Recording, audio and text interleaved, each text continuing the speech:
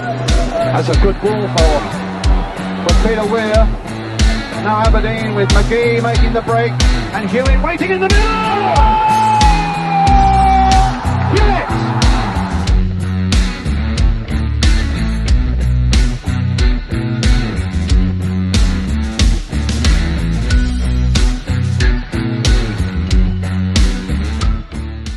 Countdown to Kickoff is brought to you and supported, as always, by Saltire Energy, the global market leader in specialist drilling equipment rental. And also by Craig International, a truly global company who have 10 offices strategically placed around the world. If you get a moment, please check out their brand new website. The future of global procurement is very much safe in their hands. Guys, thank you for your continued support here on Ali Beg ABTV.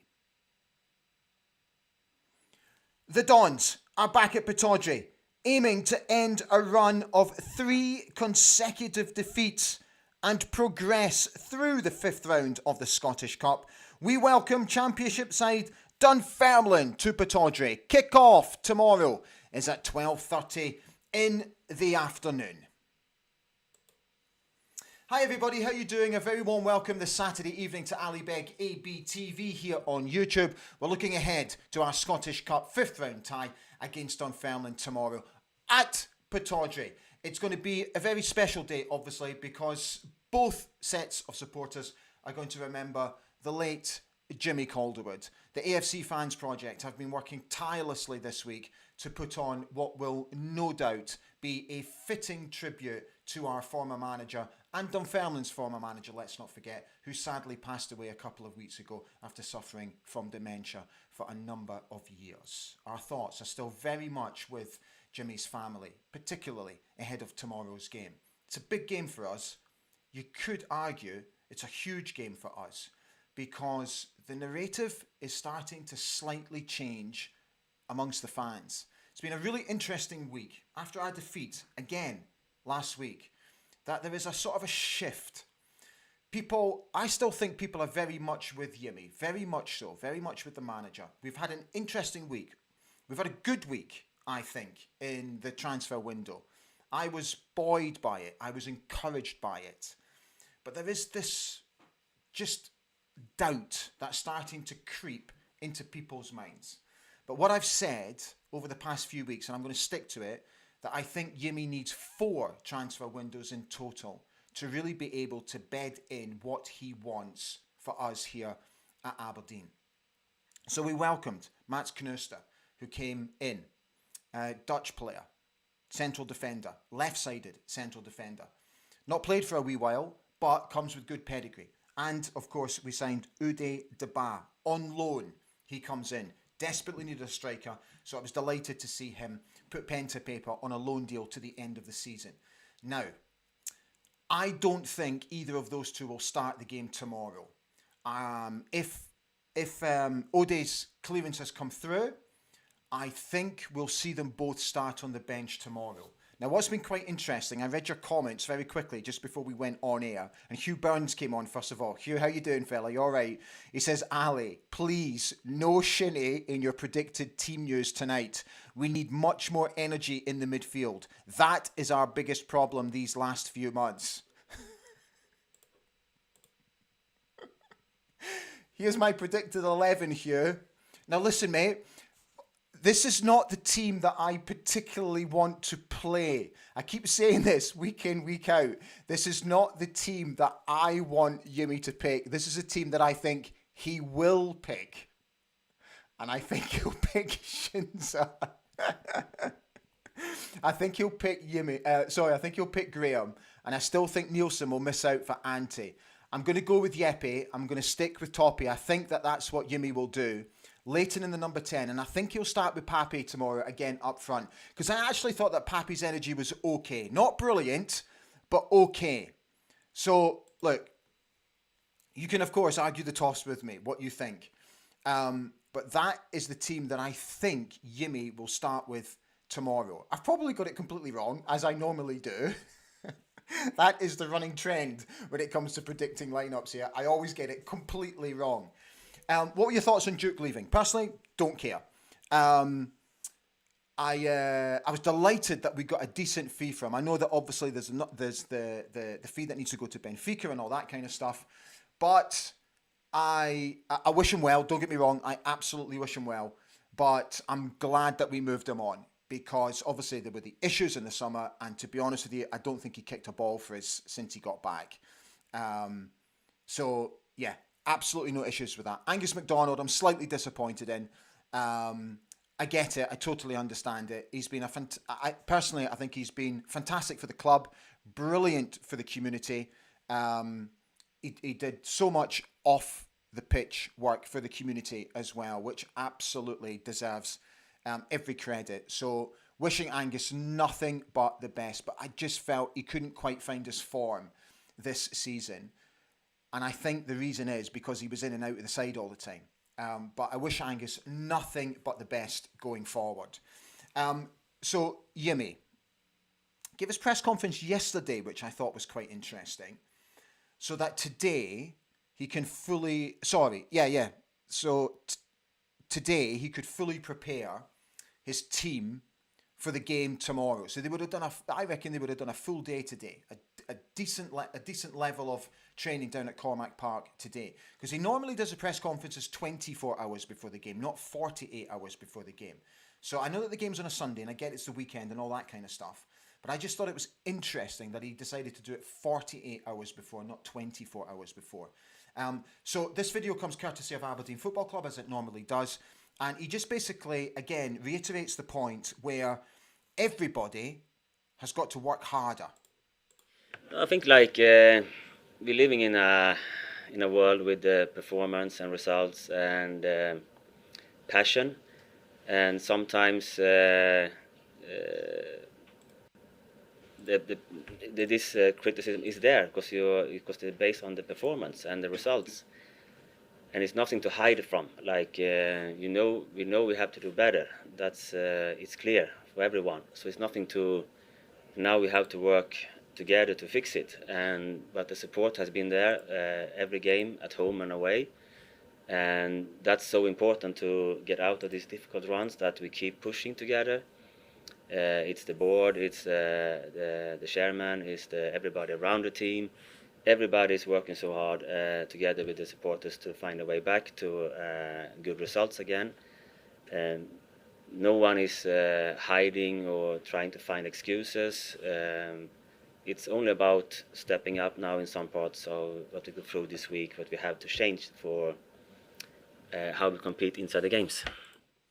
Right, let's give you a match stats ahead of the game. So the two sides have met 7 times in the competition before tomorrow, with the Dons winning 4, drawing 2 and losing only once. Dunfermline currently sit 8th in the championship, winning only 2 games from their last 5.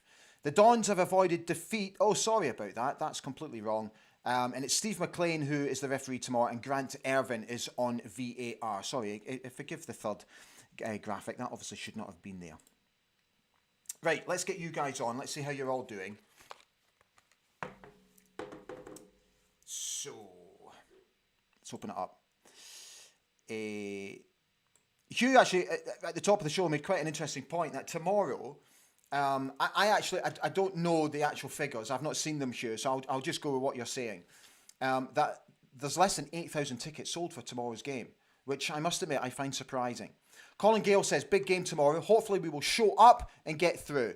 Delighted to see Adam Emsley recalled to the club. Perhaps Boyd or him will get some minutes. Tomorrow, I have the confidence. Hugh came back to say, tomorrow I play Keskinen and Urkers more narrow in and around Nisbet. Big Pappy in behind.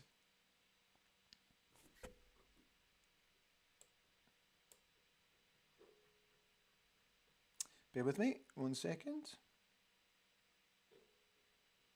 Richard Mickey McMillan is on, saying, so glad to be here, Ali. Come on, you Reds. Let's get into them tomorrow.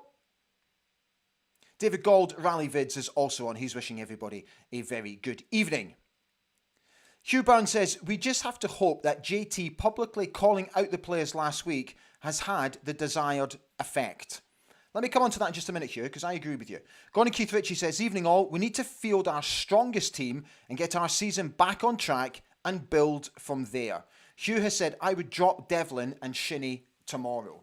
So on that point, Hugh, I agree with you.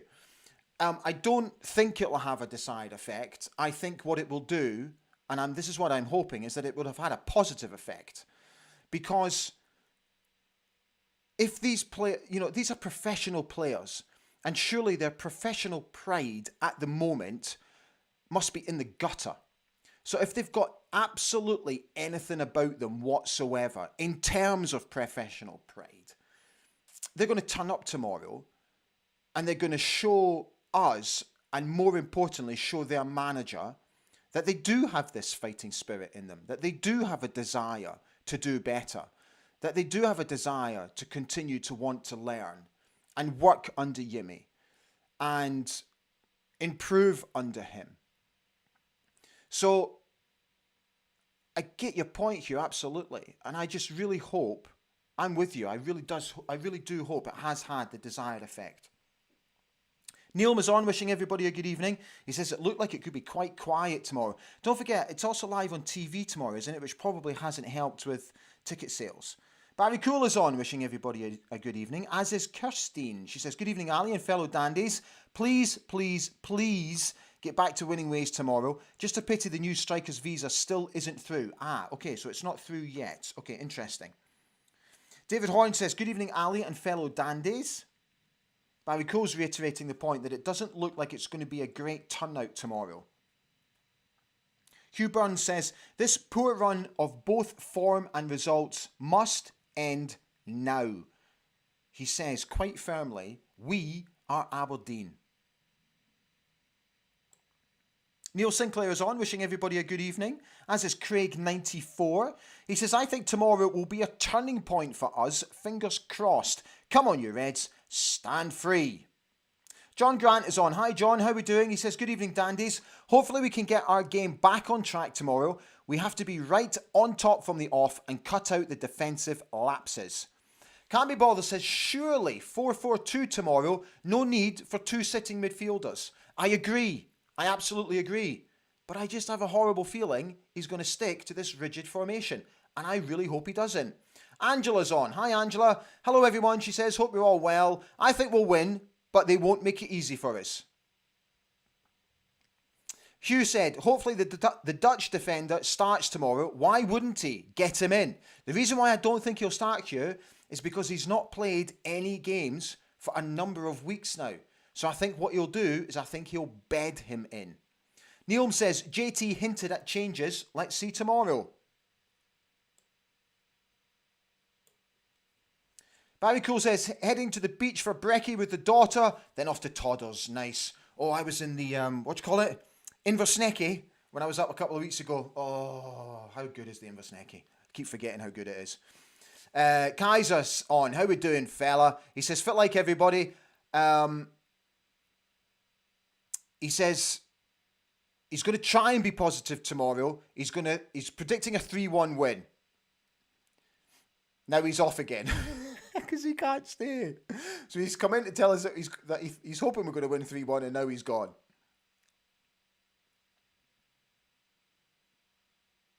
Raymond McCombie came on and says, tomorrow's a good day to introduce Fletcher Boyd. Sheep on Fire says, JT cannot make any more excuses. He has bought all these players, so it's now his team, so let's see what he can do with them. And if he thinks any of the other players are deadwood, get rid of them. Barry Cooler says, I wish we'd play 4-4-2. Gavin Wilson's on, wishing everybody a good evening. I'm hoping Aberdeen's Pele gets time on the pitch. David Goldralli Vid says, Yeppy and Toppy will play opposite sides to your lineup. Do you know, so David, the reason that I put them in there is because that's what I think they'll start, and then I think they'll chop and change throughout the game. But that's where I think they might start. Maybe. But you're probably right. Colin Gale came back to say, the Baz visa is okay, but was not granted in time for the cup tie, according to the press today. Okay, so there you go. Thank you, Colin. Sandra McPherson says, Shinnie needs to be dropped. I've said for so long. We also need someone to step up and be a strong captain leader. Neil says Angus, in terms of Angus MacDonald, was a genuine lad. He certainly was.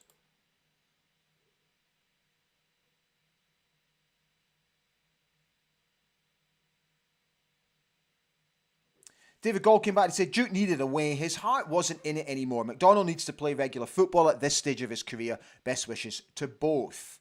Kirsten said Shinnie and Palaversa are good in the middle together. Suze is on, wishing everybody a good evening.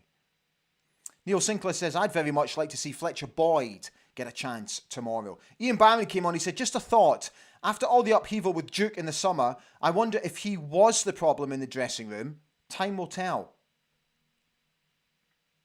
Neil Strachan says that he's predicting a 4-2 win for the boys tomorrow. Keskin and Shidi, Mo, Pappy and Deba can't play, fella.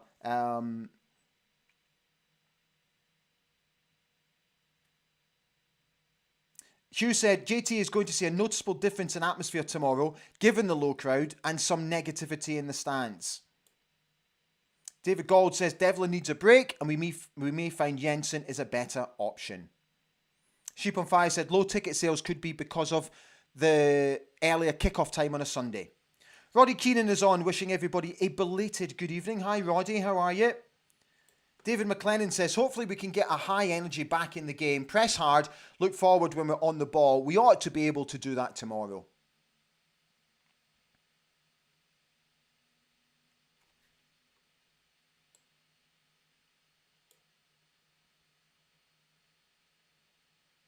Graham Finlater says, this could be honking tomorrow, hoping some youth players get a start. Perfect opportunity for them. Players need to find their groove either way. It could be a season-defining game.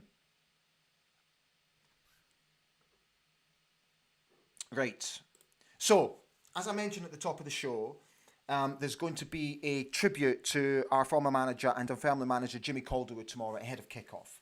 The AFC Fans Project, as I said, have worked incredibly hard this week to bring this tribute to all of us to remember Jimmy.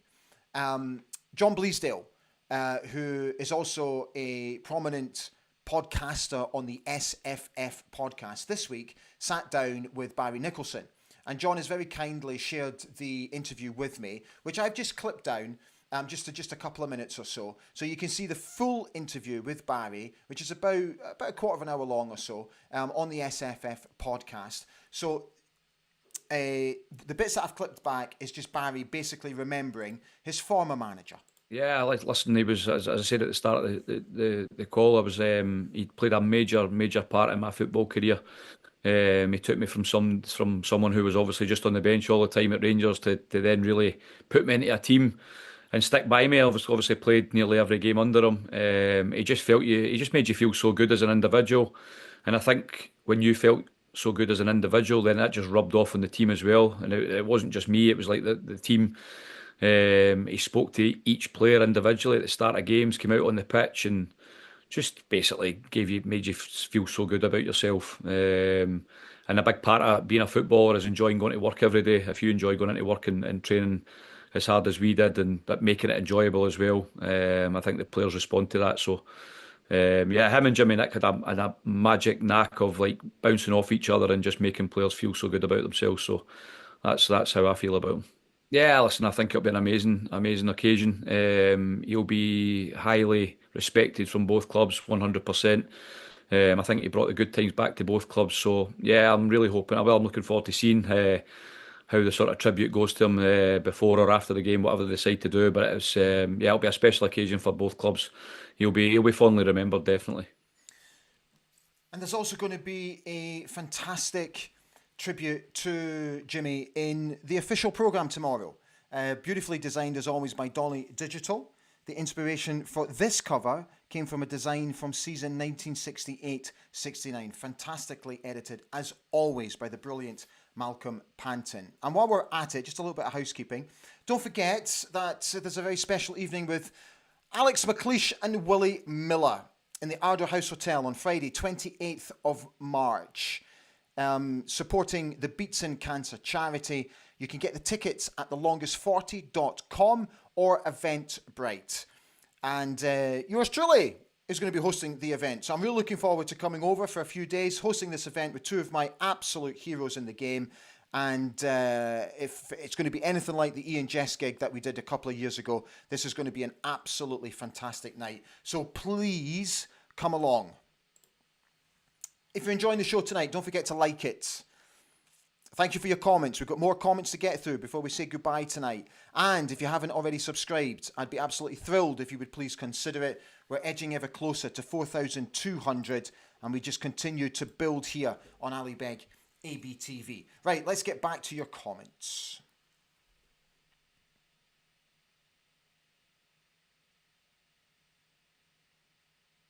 Bear with me.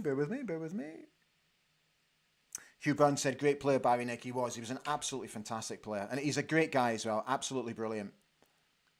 So Neil Sinclair says, does anyone know what's the latest with Jack McKenzie? So, Neil, it's very simple. He's back playing. No clubs came in for him. He's contracted to the football club until, I believe, the end of the season. So, look, I actually thought when he came on the other week, he actually did fine. I thought he did absolutely fine. So, he's just got to get his head down, keep learning his game, keep learning his trade. And let's see what happens. Doug Smith says, JT seem old rhetoric, every interview, stay strong, stay together, etc. But no solutions forthcoming. Fans are losing patience rapidly, as I suggested at the top of the show. Ian Buchan said, the two Jimmies were so good together. JC is a superstar. Sheep on Fire says, does anyone know when Mittoff will be due back? So he spoke about this in his press conference, didn't he? And he's Jimmy, and he did Yimmy, and he did say that he's not that far away, and that Esther is also not that far away as well, which is good news. Barry Cole just came in and reiterated the point. A couple of weeks. John Bleasdale, thanks, John. Cheers for sharing this, Ali. Barry was excellent for us and a great guy to talk to. Let's hope we win for Jimmy, though. Pars will want the same, and they're bringing a decent crowd with them tomorrow as well. Charlotte James is on saying she's got her tickets already for the gig to Willie Miller and Alex McLeish. Thank you so much, Charlotte, for your support as always. I can't wait for this. It'll be absolutely brilliant. Hugh Burns just says Mittoff is back on the training pitch, but club obviously managing his comeback. Kirstine says, John, I really hope we win. Would be a fantastic tribute to Jimmy Calderwood, and agreed Barry Nick was a fantastic player for us. Right, so guys, I'm going to call it a night. So, look, here we are again, I just really hope tomorrow that, the lads really get it together and they do show professional pride, because, seriously, 14 games without a win, losing the last 3 on the spin.